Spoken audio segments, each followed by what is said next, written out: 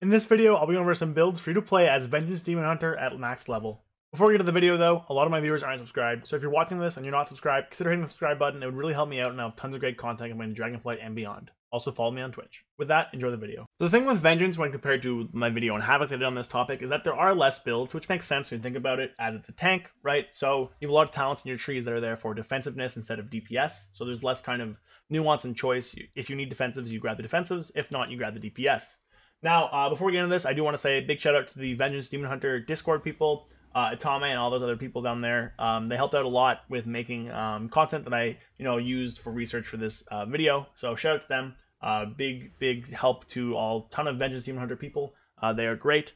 With that though, we'll get into it. So basically, Vengeance has a raid defensive build and a raid DPS build, as well as an M+ defensive build and an M+ damage build. We'll get into them. So first, we'll start off with the raid defensive build. And the reason this is the defensive build and not the DPS build is because we have stuff like Last Resort and Feed the Demon. These combine to give a ton of defensiveness with all the kind of Demon Spikes talents you have, with their duration, their parry, and their 10% roost damage afterwards, as well as just the amount of souls you can generate, giving you a ton of soul fragments, giving more Feed the Demon reduction. Leads to a lot of uptime for that. As well, we have Last Resort, which is an incredibly powerful defensive, proccing meta whenever you would die. So this build is kind of used whenever you're not sure what you're facing, you don't really know what's going to come your way, you're not used to the fights yet, maybe you're a little under-geared. This is when that build would be good for you. In terms of talents, you're just kind of grabbing the strongest stuff. Frailty will always be picked, it's just so powerful. You're grabbing Soul Carver and Fodder the Flame because they're really strong single target things. Fodder is still better than Legion Decree despite the nerf. Fodder was just significantly ahead, and even with the nerf, it's still pretty much ahead. You can run a Legion Decree if you want for a little bit of snap threat or damage, but realistically, Fodder is way better. And then over here, we're grabbing just some Fear Generation talents and damage in Fire Demise, Dark Lair Boon, Stoke the Flame, stuff like that. On the class tree, we're basically just grabbing all the good stuff. Up top, we want Mastery. Increasing your movement speed is just good because, hey, free movement speed. Extra Fury is great. More Fury, again, great. More dot damage, great. And then down here, we grab Quicken Sigils to get more Sigil Flames, which is useful because they apply Frailty stacks and are one of our best generators. We have the Hunt for single target damage, and we have Collective Anguish for more damage and stuff like that. And then there's just some, Mastery giving us more movement speed down here. We get our DRs with this magic damage, we get more stamina, we get demonic, just kind of the best of things. So in terms of rotation here, the main ideas are just making sure that you're using Spirit Bomb to not cap on souls, so at 4 souls or so, and Soul Cleave to not cap on Fury. So if I go in, I use my Sigil Flame, I use Immolation Aura, and then I use Fracture twice. I have 4 souls, okay, so I use Spirit Bomb not to cap, and then I have Fury, so I'll use Soul Cleave to make sure that doesn't stay at max. That's kind of the basic rotation. In terms of defensives, you want to use your Demon Spikes basically whenever you can. By the way, there's a bug right now where Thorglaive doesn't actually kill the demons, which is weird, but hey. Soul Cleave whenever you can, and then Fiery Brand, the Hunt, Soul Carver, and Fell Devastation are kind of your other defensives that require a little bit more thought going into them. So for Fiery Brand, what you want to do going into it is have 100 Fury, just so you can dump out a Spirit Bomb as well as a Soul Cleave. So we'll get up to 100 Fury. We'll put Fiery Brand on the target, throw it up there. We will Spirit Bomb, and then Soul Carver twice. And then from there, you probably want to actually use one of your other defensive buttons. So the thing with Vengeance is that a lot of our damage and defensives come from the Frailty stacks. So you have stuff like File Devastation, Soul Carver, and the Hunt as kind of your main things there. As well as Fiery Brand, but that's a little different since you want Fury going into it to dump your Spirit Bomb and your Soul Cleave because it all does fire damage. But anyway, so the main thing here is you want to have your Frailty stacks on your target before you use some of these buttons. So Fell Dev, because of its Fury cost, you want 4 stacks on your main target, 2 on kind of AoE. So Sigil applies them, Spirit Bomb and Soul Cleave apply them. So I'll go up to some souls. I don't want to cap. We'll go up here. I have some souls. We'll use it. We'll put Sigil Flame out. Then we'll use Soul Cleave, and then we'll hit it with like a Soul Carver, or we can hit it with the Hunt. The main thing that you want to do is you want to make sure that you're at 6 stacks on your primary target for stuff like Soul Carver or the Hunt, which I wasn't there, but whatever. And then you want to be at 4 stacks for Fell Dev. So 4 stacks for Fell Dev is pretty attainable because of its Fury cost, and then 6 stacks for Soul Carver and the Hunt is also pretty attainable. My haste is really low, so it's a little hard for me. That's basically the main idea for the rotation. Essentially, you're just going to not cap on fracture charges, not cap on souls with Spirit Bomb, not cap on Fury with Soul Cleave, sorry, and then just use Sigil Flame under 70 Fury, use Immolation Aura whenever you can, and then from there, you want to build into your big cooldowns, have 100 Fury for Fiery Brand, have some stacks of Frailty for Soul Carver, the Hunt, and Fell Devastation, and really you should do pretty well with this. You'll do a ton of damage, and you have a ton of survivability. Meta can just kind of be used whenever you need it. Do note that meta does increase your Fury generation and your soul generation. So Spirit Bomb will cap basically at 3 souls.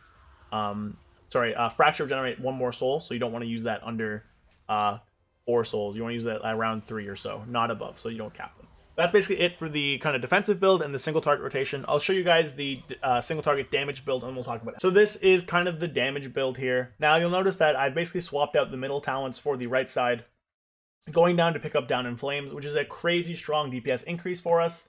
Basically giving you 2 fiery brands with 2 charges and having it less cooldown. So basically every 100 Fury, you can just kind of pump that and do a ton of damage to your target. Outside of that, we're also grabbing Burning Blood, which is a passive fire damage increase. And we grab Meteoric Strikes because it's, I don't know, like you just don't want Glacial Spikes, Calcified Spikes for damage, but feel free to swap that over if you want. Otherwise from that though, this build is very similar to the other build. The rotation is the same. You make sure you don't want to cap souls because of Spirit Bomb. I don't want to cap Fury with Soul Cleave, and then get to your frailty stack numbers for Soul Carver, the Hunt, and Fell Devastation. On the class tree side, nothing really has changed. If you want to spec into Darkness instead of Soul Sigils, you can, but realistically, not too big of a difference, not too big of a deal. So here we are with our defensive M+ build. Now you notice I've swapped a few talents around. We no longer are taking Vengeful Retreat or Unrestrained Fury, and we pick up Consume Magic and Improve Disrupt. As well, we drop out of the Unnatural Malice row in order to pick up a few things. Namely, we're going down to grab Master Glaive, which doesn't matter, but to get Chaos Nova, which is very powerful in M+, especially for a tank to have. As well, we get Chaos Fragments, which basically spawns a ton of soul shards whenever you Chaos Nova, which is really powerful, turning it both into an AoE stop as well as kind of a defensive offensive cooldown for yourself. On the Spectre side, it looks very similar to the raid defensive build, picking up Feed the Demon and Last Resort. Feed the Demon, very powerful in AoE because of your increased soul generation from things like Soul Sigils, from things like Chaos Fragments, and from things like Fallout, which we do take, basically making your Immolation Aura shatter soul fragments. People who played in the past are very familiar with this. We also grab Painbringer because we have so much more soul fragment. Basically everyone you consume, reduce the damage you take by 1% for 5 seconds, which each stack kind of overlapping.